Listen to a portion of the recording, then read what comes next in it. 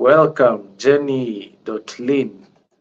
Karibu, you're on Instagram. I see a ton of you on TikTok as always. Thank you for tuning in, guys. Kelvin, Arch, Lenny, Abby, Zoe, Zara, Ginia, 21721. Homes by Misty. I see you. Thank you for tuning in. Caroline Mwangi, 1. Karibu Sana. I guess we'll give another 2 minutes for as, as many others to join as possible before we get started. If you know someone you like, love, respect that would benefit from the session today, please make sure you share a link to this video with them. Don't keep it all to yourself. Sharing is caring. Only condition is that you like and love them. Good vibes only. So if you don't like them, leave them out.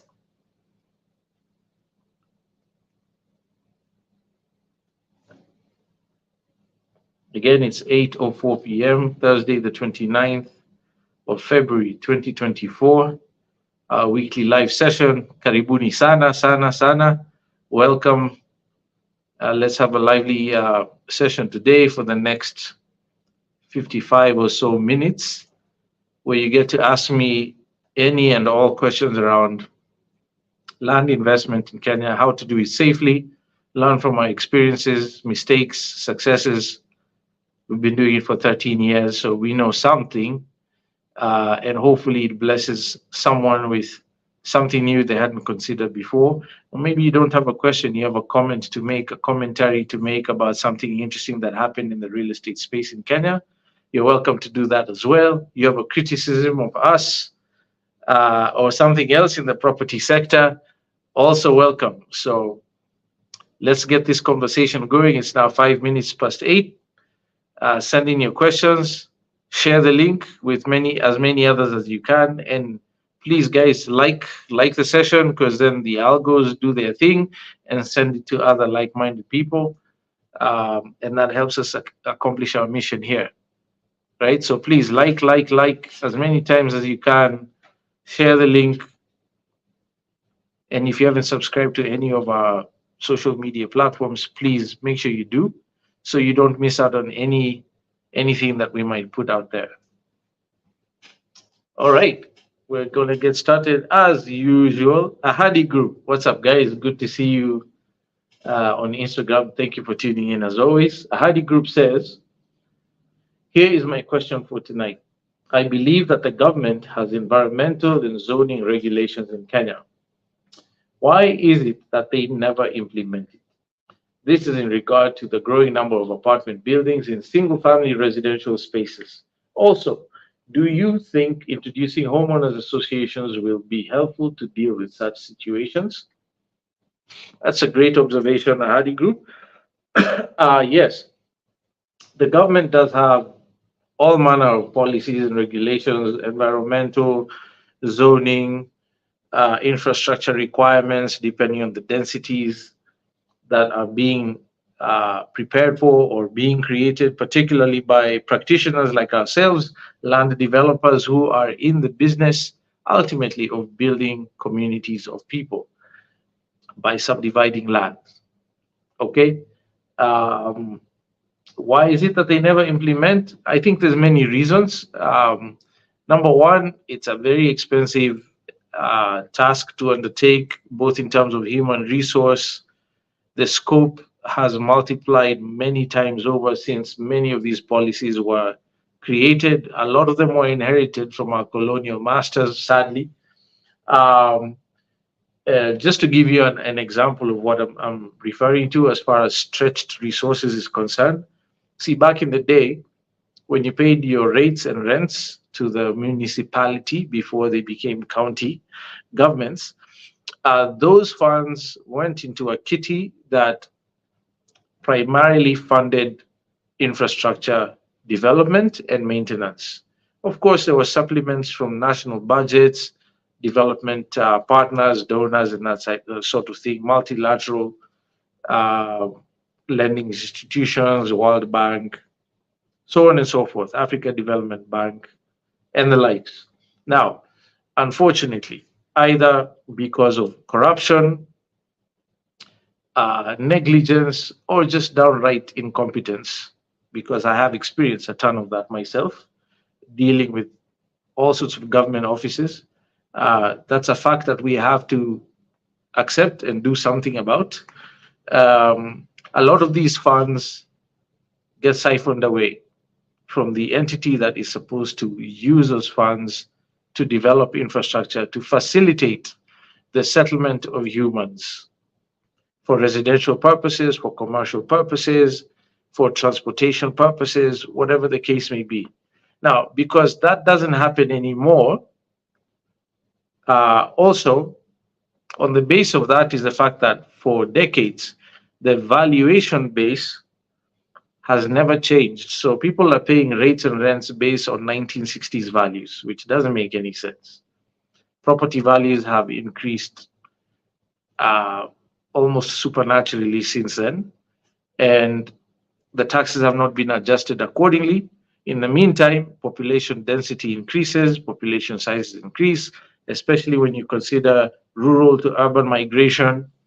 I know now we talk about urban rural because of the devolved government system, which is true, but that only exacerbates the problem because in rural settings, there were no enforcements of these structures. There were no municipalities really, not in the same way that you'd find them in Nairobi, Mombasa, and other mega cities. Okay, so compound all those reasons to today, and you have burgeoning population, densified populations. So there's a lot of human need for infrastructure and development of amenities that is not happening anymore by government.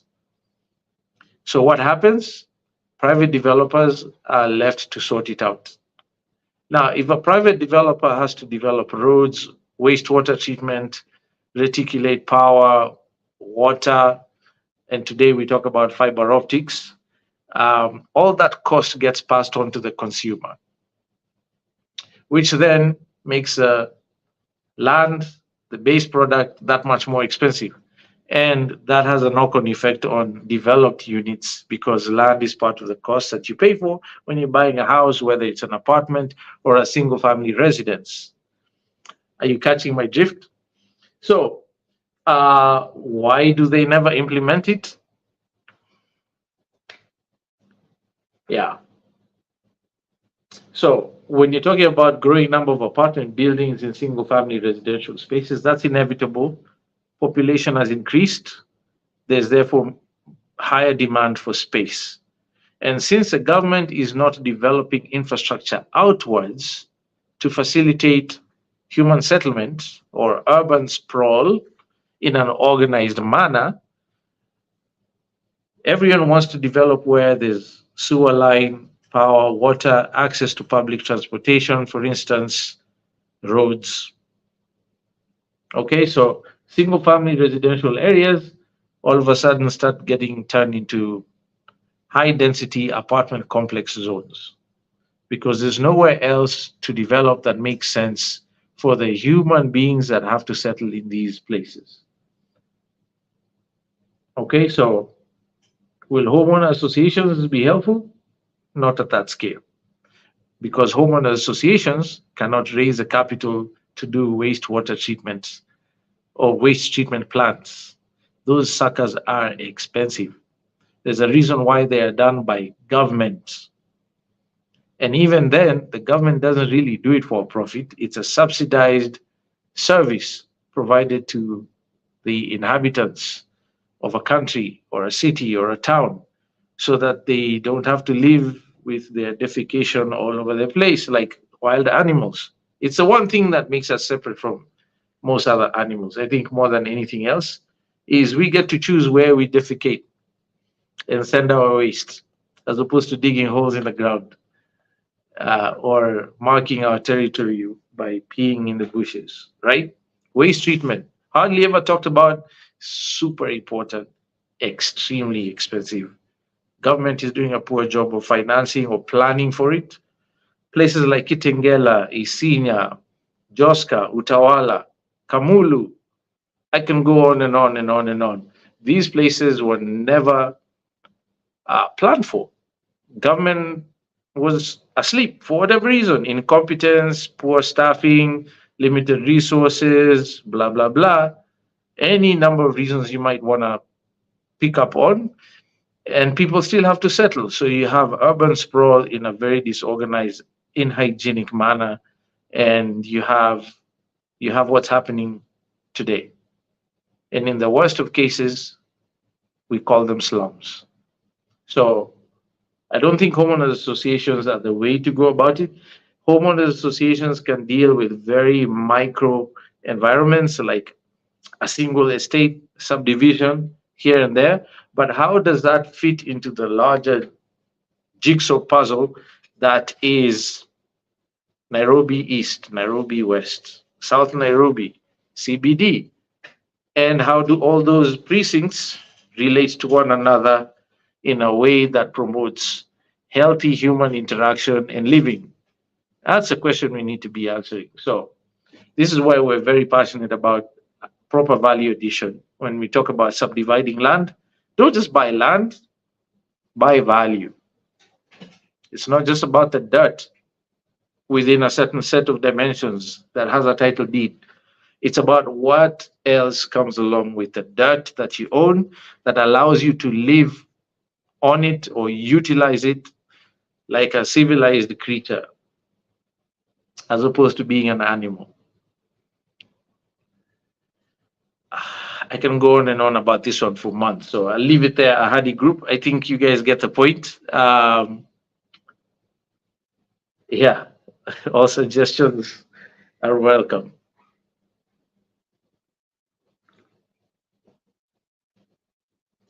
Vincent Mbabu, what's up, Vincent? Thank you for tuning in. Your question is which careers to join in the land sector?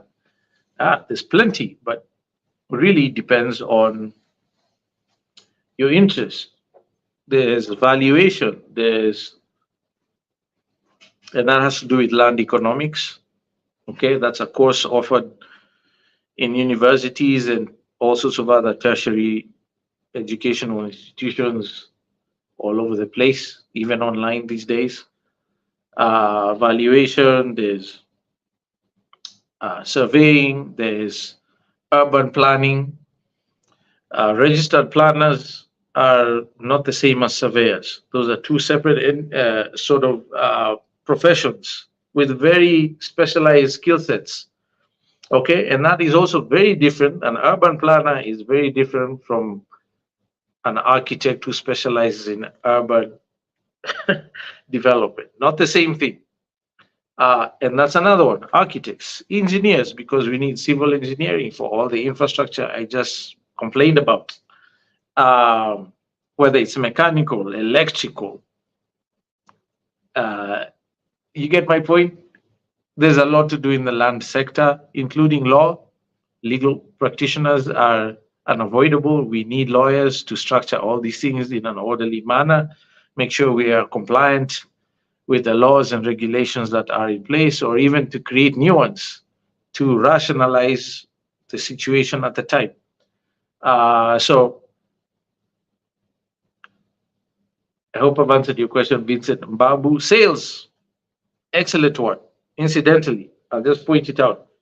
In most developed countries, or even developing countries, very often the highest paid individuals in any company, in most companies, organizations, whether they be multi-regional or multinational, tend to be the sales guys.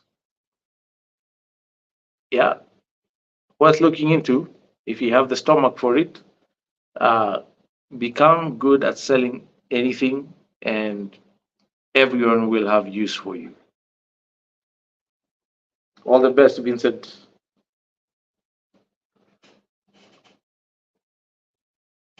My coffee is cold. Where is Gladys when you need her?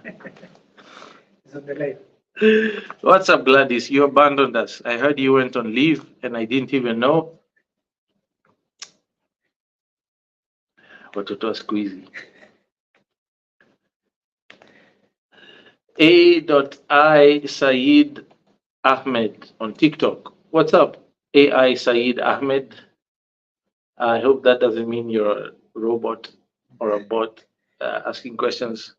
Thank you for tuning in. Your question is, hello, I'm from the UK and I'm interested in buying land in Kenya. Is there a part two? That's it. Well, AI Saeed Ahmed on TikTok, you are very welcome to purchase land in Kenya. And we have some of the best lands that anyone has to offer. So check out our website, www.grandacres.co.ke. See if you like anything, reach out, WhatsApp us, DM us. We'll be happy to make you a landowner in Kenya. And you can get one of those really cool jackets of ours and hat that say, I own land in Kenya. Yeah. Gadi says, sasa coffee ni kitu ya kukasirikia mtu. Lazima. Kahawa ni muhimu. Evans Otieno says, how do you determine the correct land size? Very simple, Evans. Hire yourself a licensed surveyor. They will get the maps and do the ground survey and confirm that the land size is accurate. Jimmy James on TikTok says, how do I start buying and selling? Very simple. Do you have money to buy?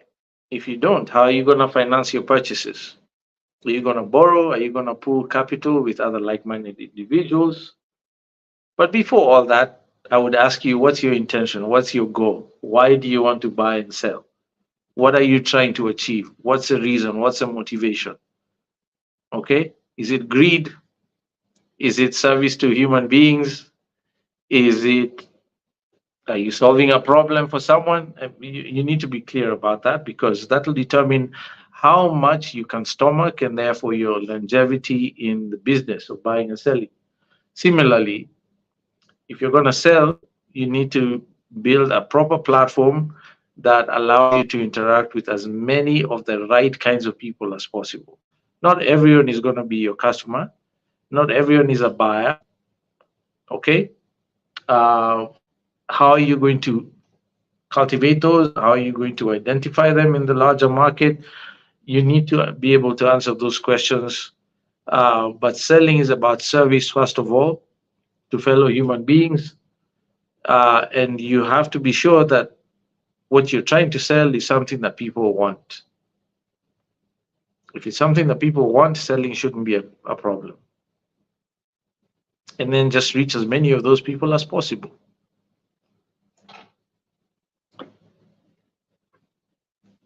Mass_code $sign on TikTok. Morse code. All right. My guy, I'm suffering. Natafuta shamba. Cheap to settle my young family. Nyumba nitaanza pole pole. My guy, pole. Pole sana for your sufferation. I pray that you stop suffering. I'm not sure why you're suffering. There's plenty of shambas to buy all over this country. Do you know where you want to buy? What's your goal?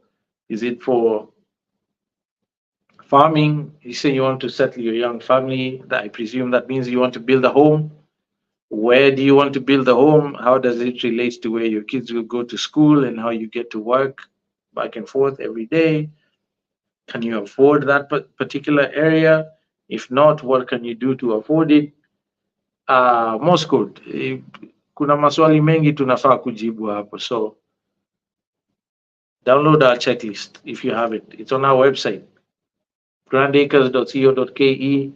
Find the tab that says checklist. It's absolutely free.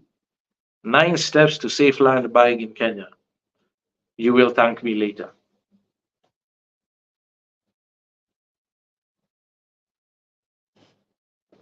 Mutunga_sensei on IG says, how has artificial intelligence enhanced your business? That's an interesting question, Mutunga. Some of which entails corporate secrets, competitive edge secrets I would not divulge. on this platform for all and sundry to hear, but it has. Needless to say, it's a reality we cannot escape. So the sooner you get comfortable with AI and its implications on operations, efficiencies, streamlining of communication within the team, even in terms of um, graphic output, marketing, it's impacting us in all sorts of positive ways. But there's lots to learn. It's constantly morphing and changing and growing, so we have to keep up. So that's all I'll say, Mutunga. But so far, so good. I have to say though, we're lagging behind. We are not using AI as well as we should be able to, and that's because we're still learning and adjusting. So keep an eye on this space. You should be able to start seeing some notable changes because of AI. Washu says, "Hey Washu, what's up? Good to see you." Washu says, "If I buy land 50 by 100 zoned agricultural, then build on it a family home. Later, discover that the law doesn't allow 50 by 100 in that area. Minimum subdivision is supposed to be at least half an acre, and zoning needed to be residential. What should I do?" That's an awesome question, Washu. A very difficult one to answer at that because, technically speaking, what should happen is that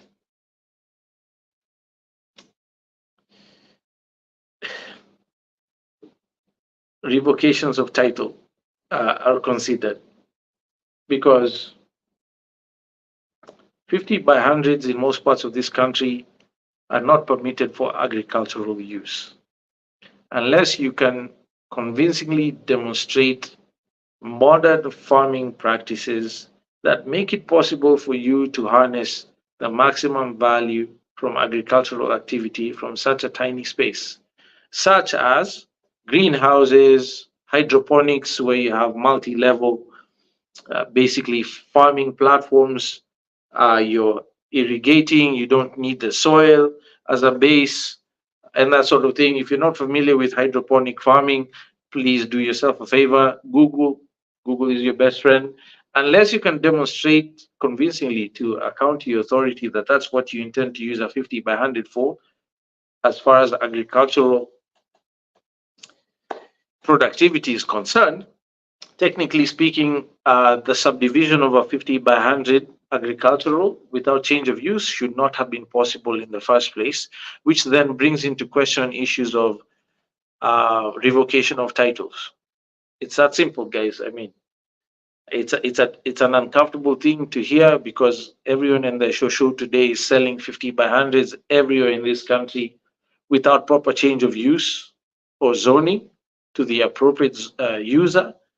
And even when they do not provide the utilities that are necessary to handle that kind of densification. Okay?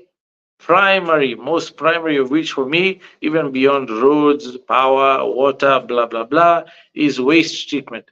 Where is all the water that you're showering in, washing your dishes, clothes, flushing the toilet? Where is all that crap going? We can't all just be dumping that into the ground somewhere, imagining that it disappears magically because it went underground. No, it goes somewhere. Eventually, it ends up leaching into our aquifers and underground subterranean waterways from which we get our rivers, so on and so forth, boreholes, right? Uh, yes, that's number one. Not supposed to be possible to subdivide agricultural land without changing its use down to a 50 by 100, which is an eighth of an acre. Now, if you build a home on it, fine. But if it was done outside of the policy for the area, which is a minimum of a half, and zoning needs to be changed, I suppose one could try and get a change of user approved for that particular plot. Those tend to be very expensive processes, and counties do not like to consider those at singular scale. They look at masses of land, because that's how you can plan for resources effectively. So what you should do, I would say, invest somewhere else. Find another piece of land with a proper zoning, with the right utilities for you to use for residential purposes. And, keep the agricultural one as is until the authorities regularize everything. Otherwise, you keep investing on that piece of land and you have issues later, you'll have no one to blame other than yourself. And as Kenyan law, uh, even in the court of law, you find yourself in the dockets and you tell the judge, I didn't know, they'll tell you ignorance is no defense. Your ignorance does not absolve you. So get educated, guys. Work with licensed professionals. Ask questions, ask questions, ask questions. Become the expert and do things right from the beginning. No cutting corners, no shortcuts. No, this deal is too good. I can't let it go. You are sowing potential tears and pain for yourself in the future. If not for you, for your heirs. So Washu says it's built already. Washu, man, that's a difficult one. I'm not sure there's anything you can do other than hope that the authorities don't come to give you issues about it later. Yeah.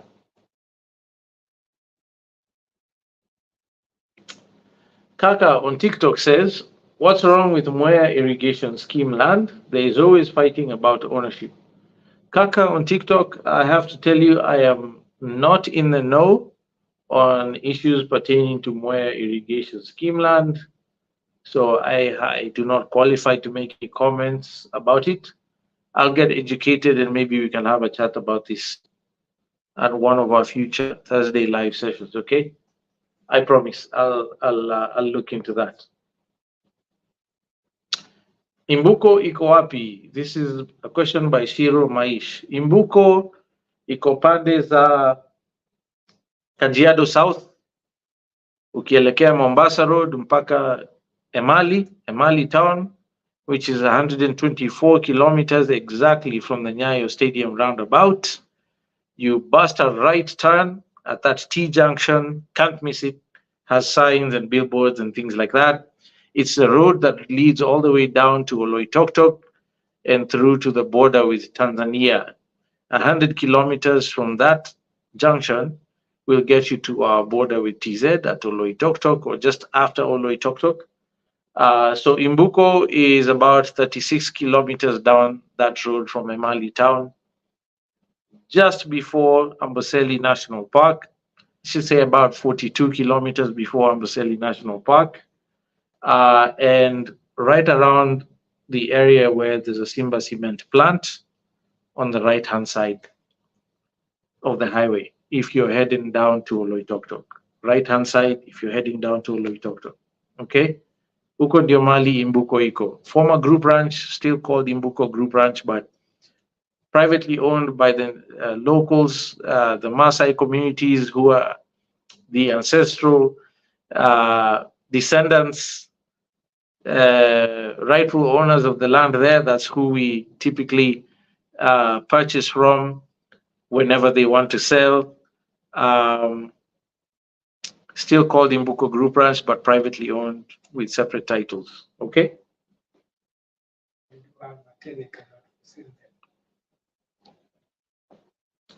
Do we have a 10-acre lot for sale? Is that your question or is that Shiro's question?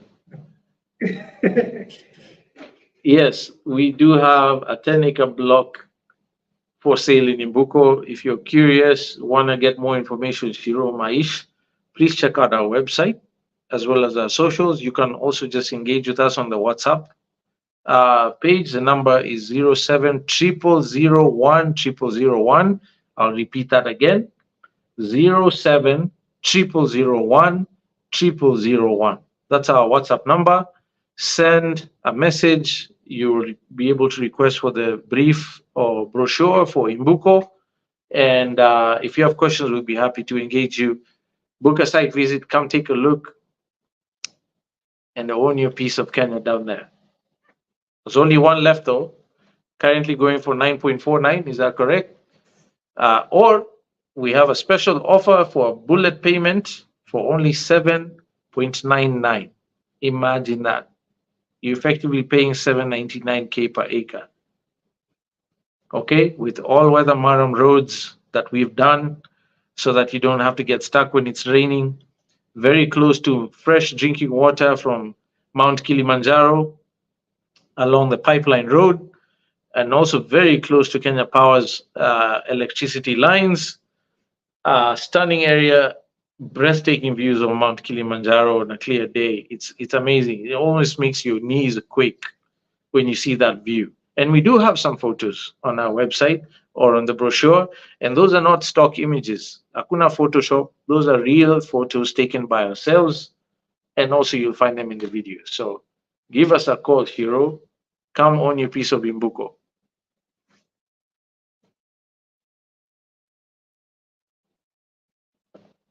Henrik the Best on TikTok says, nataka shamba ya 1 acre ya kujenga nyumba iwe Kitengela. Henrik, asante sana, lakini sisi hatuna shamba Kitengela. We don't have any plots available in our inventory in Kitengela. Should we ever have them, I'm sure you'll see us make noise about it on our platforms.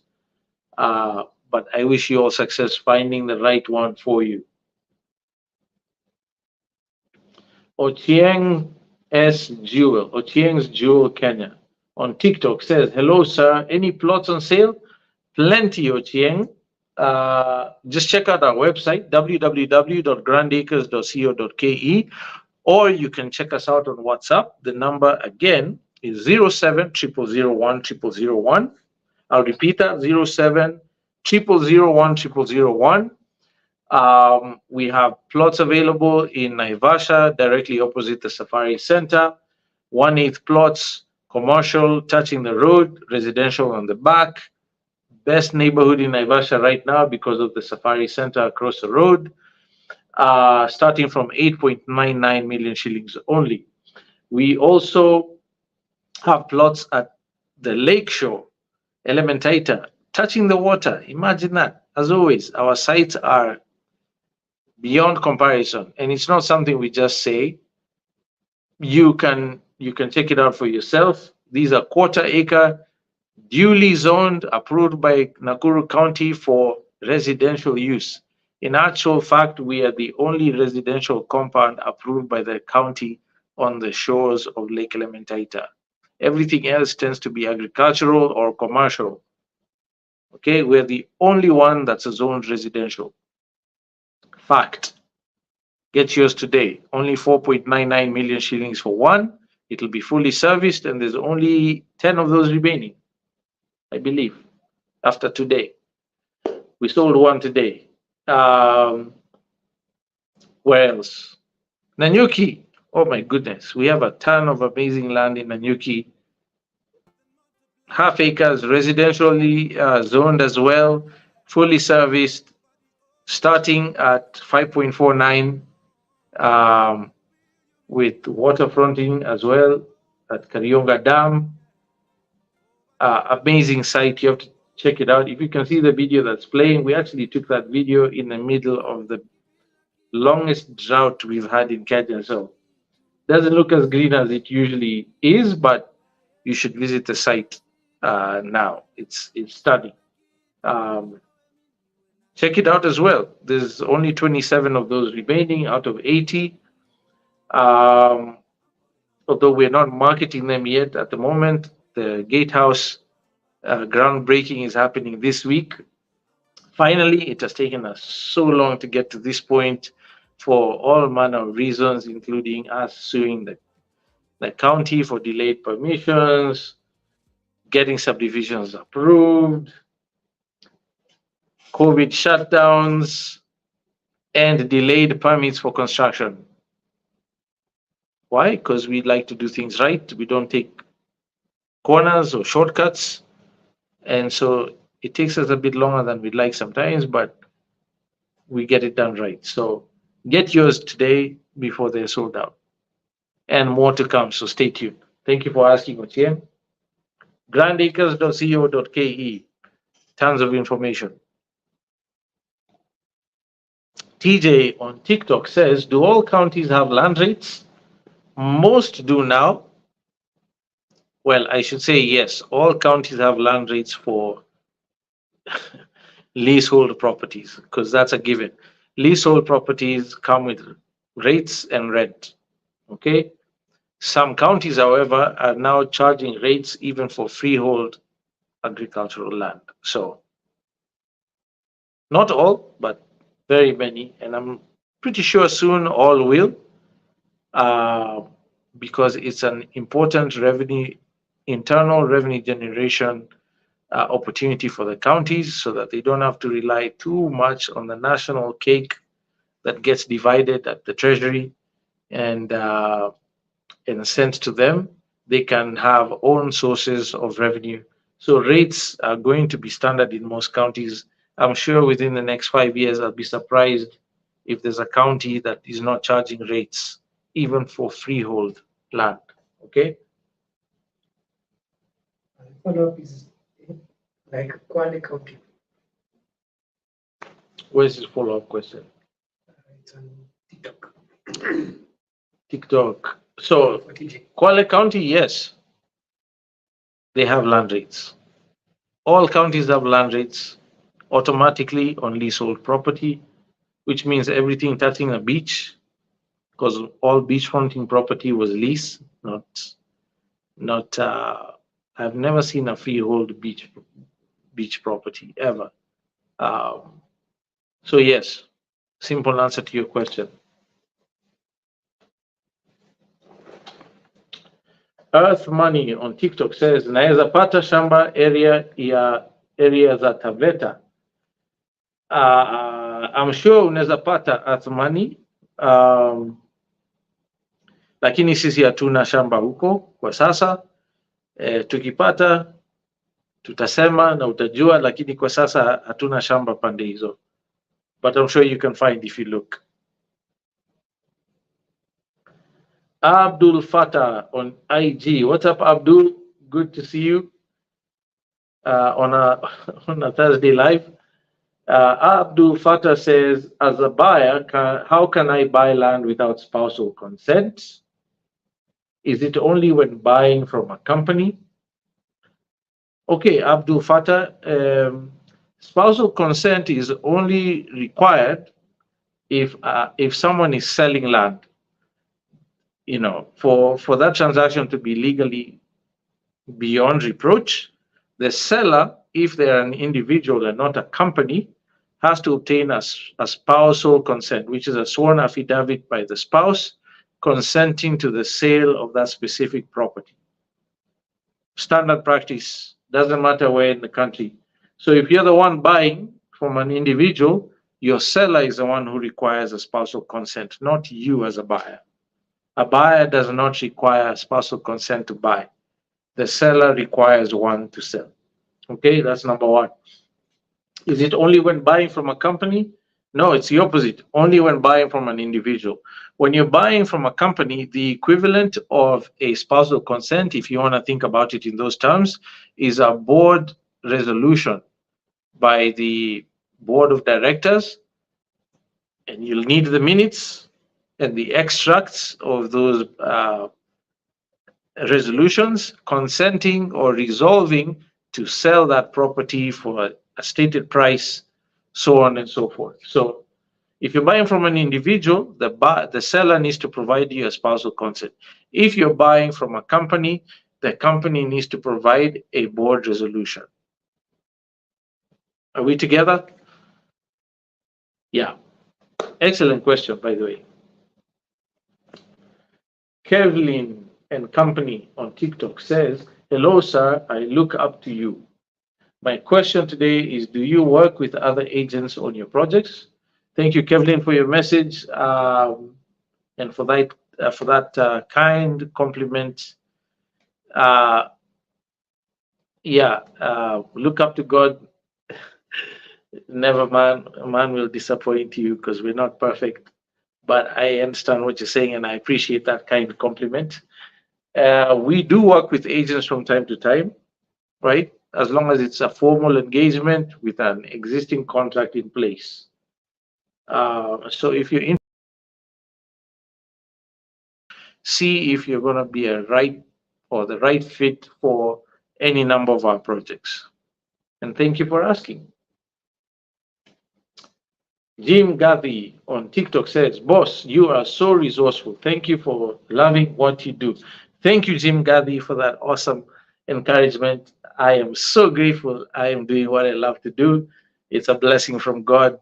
I pray that for every human being, because that's when you start living. So, Asante, I appreciate it.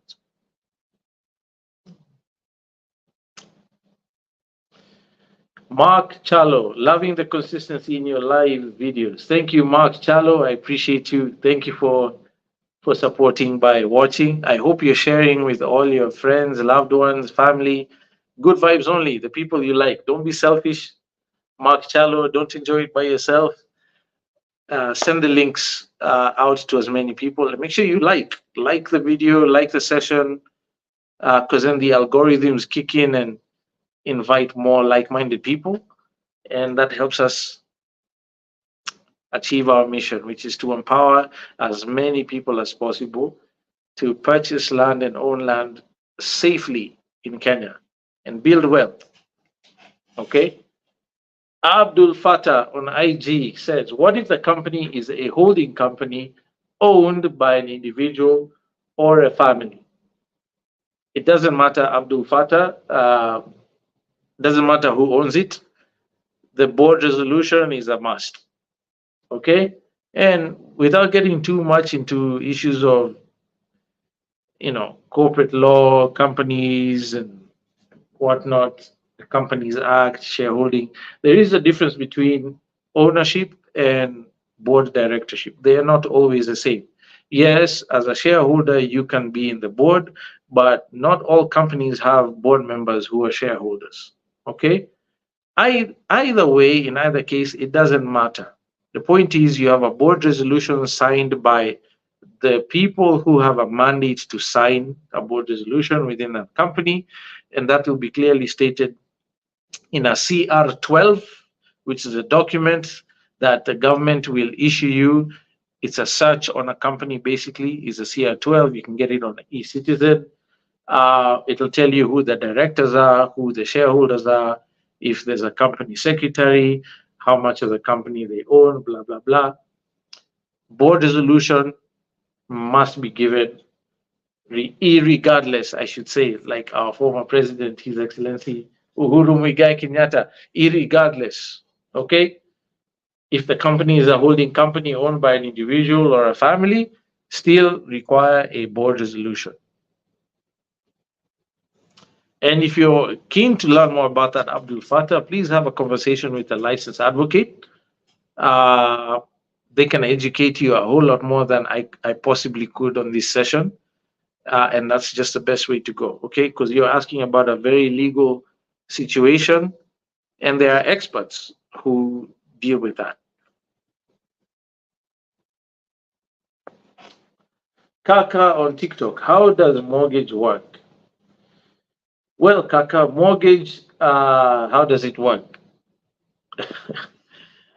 A mortgage is a loan.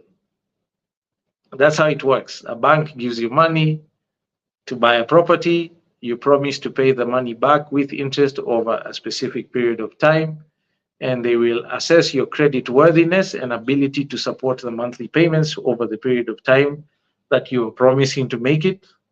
And that's how a mortgage works. Okay? Google will have all sorts of other helpful definitions as well.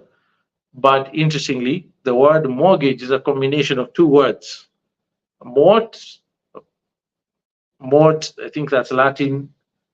Mort is where we get words like mortify, mortuary, and it basically means death.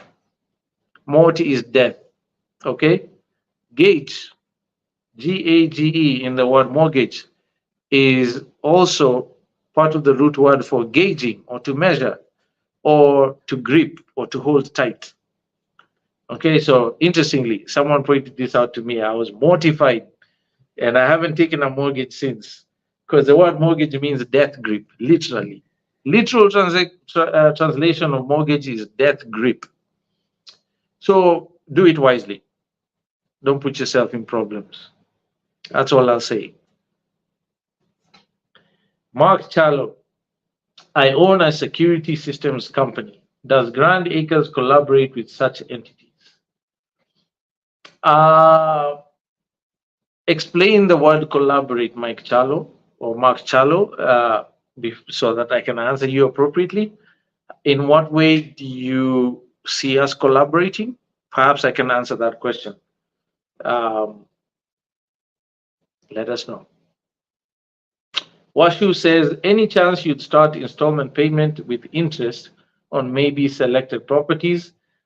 Washu, we have been thinking about it, and we might give it a go in one of the next projects coming up. So let's see how it goes. I generally hate installment plans because especially if they are long and drawn out, all sorts of things could go wrong in between that only serve to put us as a seller at a disadvantage. Why? Because we have tied up a piece of land that you're paying for, so we can't sell it to someone else. And if you change your mind towards the end or something happens, life circumstances that prevent you from completing, we have to refund you the money, less penalty, regardless of whether or not there was an interest rate.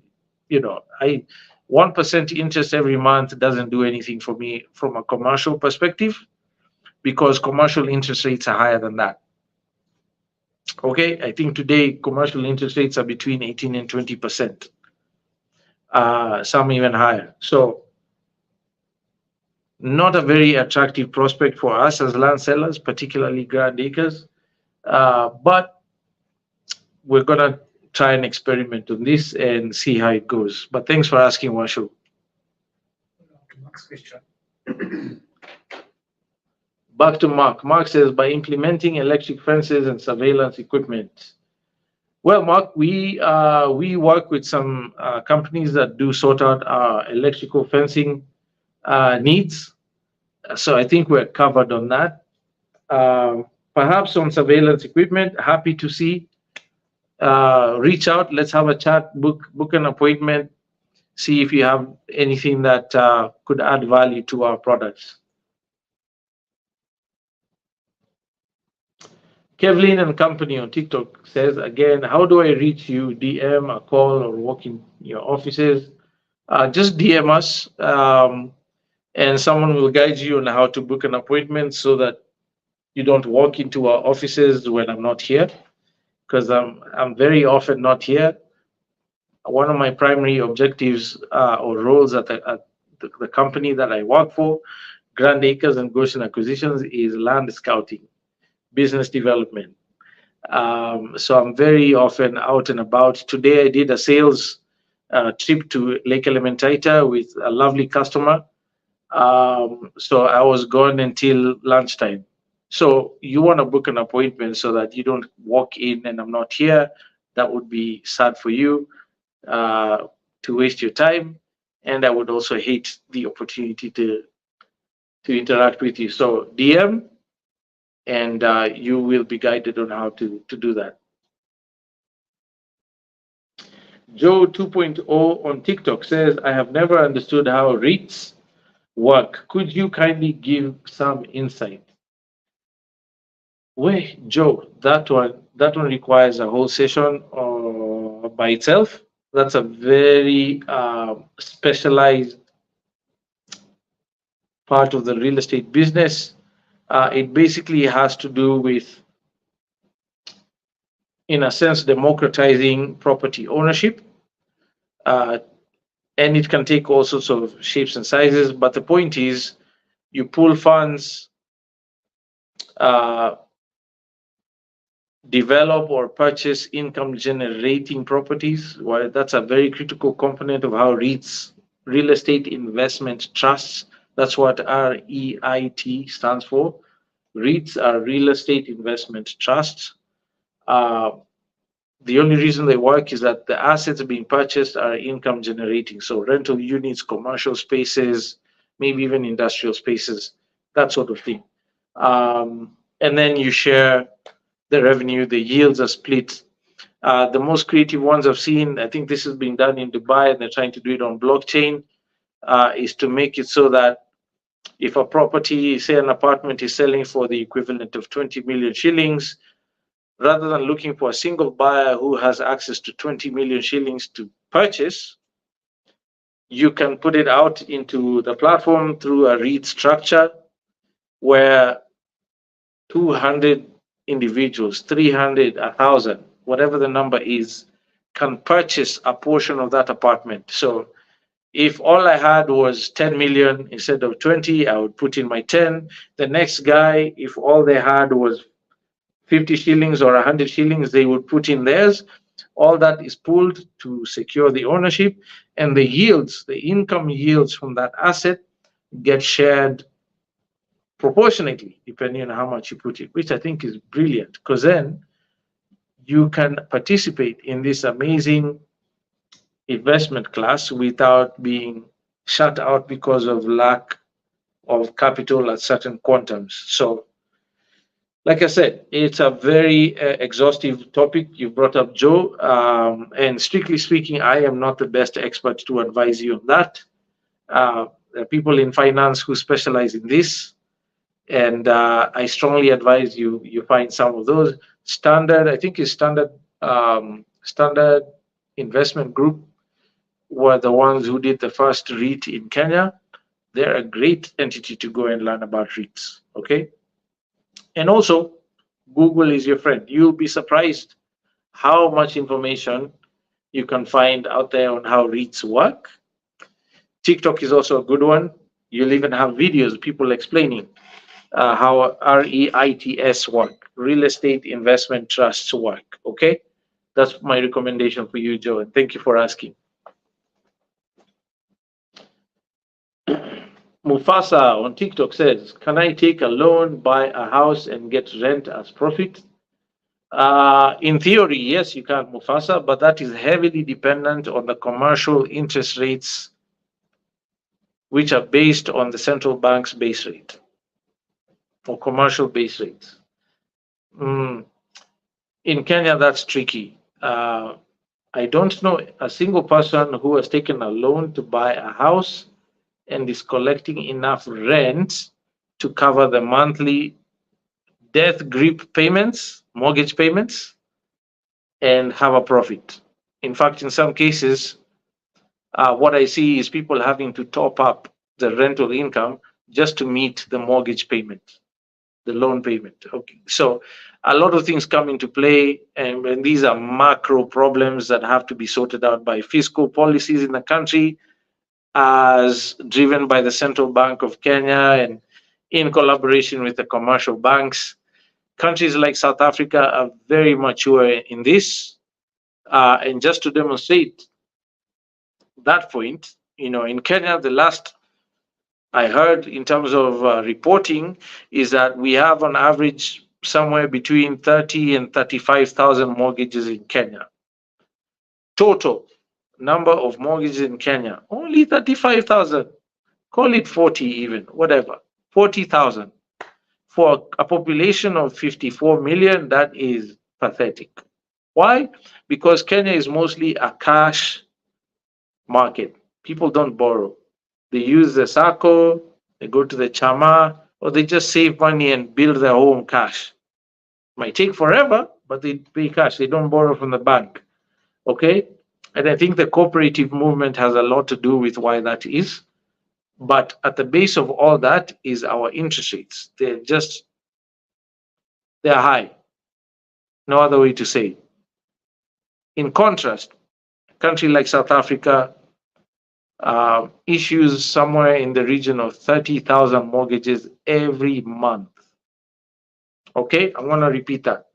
Kenya, 35, call it 40, be evangelistic, exaggerate a bit. 40,000 mortgages total in this country.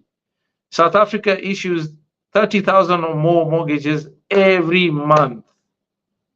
That says a lot about the maturity of our market as a lending market, as a credit market. So we have a lot of growing up to do as a country. And so for that reason, if you are able to collect rent that is enough to pay your loan payments and keep a profit, you know, if you're cash flow positive, please let me know, because I haven't met anyone yet who is enjoying that dynamic. Thank you for that question, Mufasa.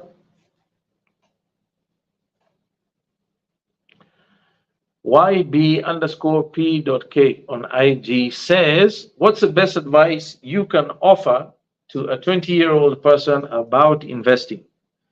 That's a great question. Best advice is go to our website, www.grandacres.co.ke, find the tab that says checklist, click on it, enter your name and email address, and you will automatically receive a free copy of our 9 steps to buying land safely.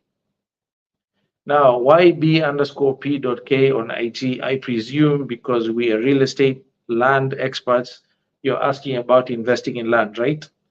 Download the checklist, follow every step from 1 to 9, and you'll be on your way. A standard 5 pupil can follow that list and begin building real wealth today if they had access to capital and had an ID and a PIN certificate.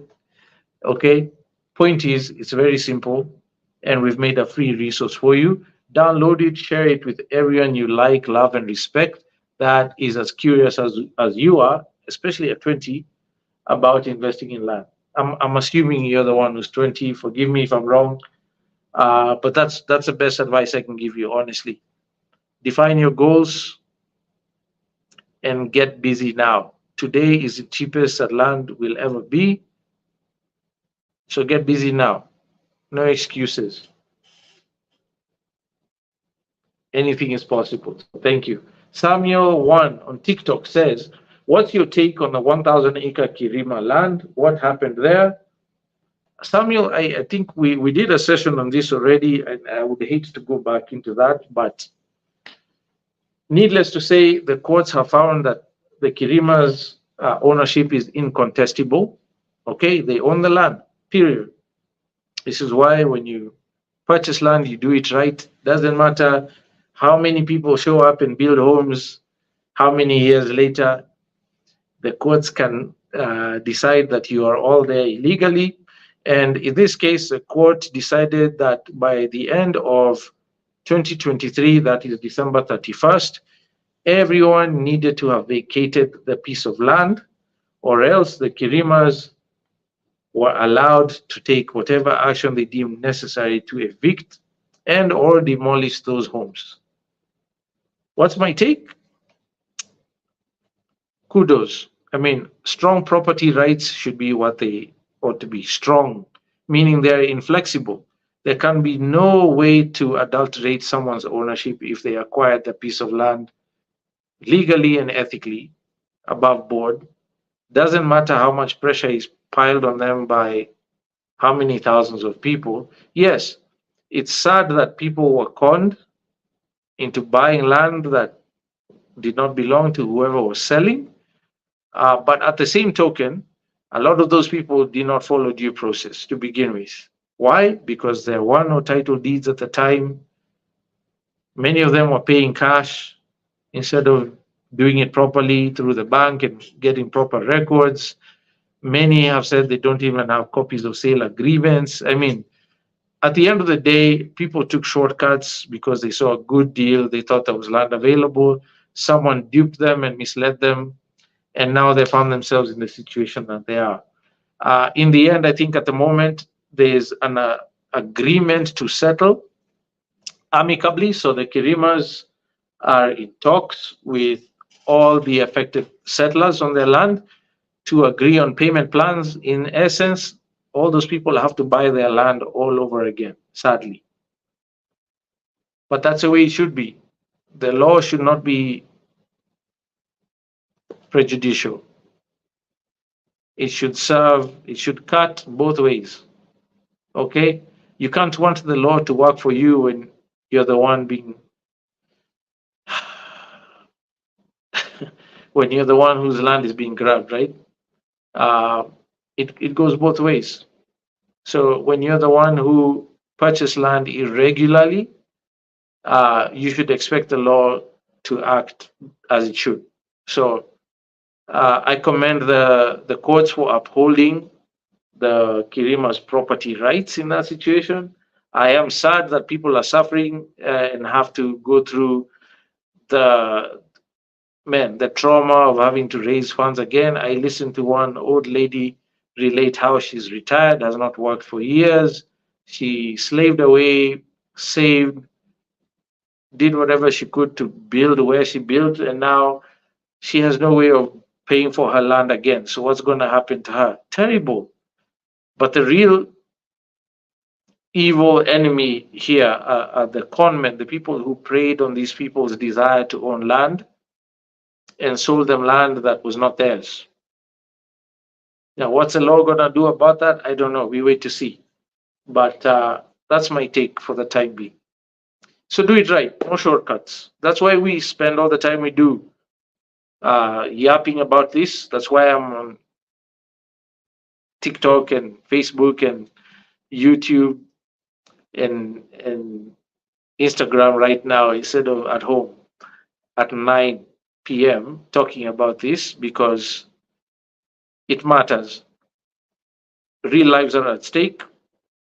People's incomes and resources are at stake. Future generations, the fate of future generations is at stake. I mean, that is incalculable. That is sacred grounds for us. We don't play games with us. So do it right. Get educated. You have a responsibility to educate yourself. Arm yourself with every tool necessary, including these videos. Arm those around you. Have conversations with qualified professionals. Okay? There's a reason they exist. We don't live in a vacuum. These professionals exist and are licensed for a reason. Use them. Pay them what they're worth. Don't try and get advice for free. That's terrible attitude. It's the same attitude that gets people to buy land chini ya maji that should not be sold by whoever they're paying. Okay? So arm yourselves, get educated. Ignorance is no defense. Subscribe. Thumbs up, share the link with those you love, like, and respect. And I'm sure we'll have less and less of these things happening. Thank you for that question, Samuel. It's now 6 minutes past 9 p.m., exactly about an hour since we started our Q&A. And because we respect time here at Grand Acres, as always, you've heard me say before, time is money and money buys land. I will end it there. Wish you all a blessed night and Grand Acres. See you next week.